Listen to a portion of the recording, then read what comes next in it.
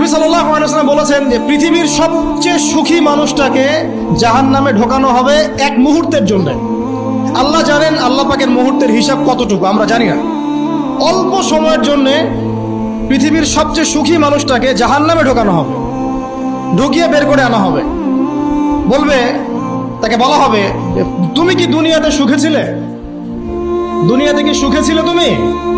সে বলবে আল্লাহ সুখ কি জিনিস আমি জানি না। বলেন নাউজুবিল্লাহ, সুখ কি জিনিস আমি জানি না। আবার পৃথিবীর সবচাইতে দুঃখী মানুষটাকে আল্লাহ পাক এক মুহূর্তের জন্য জান্নাতে ঢোকাবেন, ঢুকিয়ে আবার বের করে নিয়ে আসবেন। নিয়ে এসে বলবেন দুনিয়াতে কি কষ্টে ছিলে?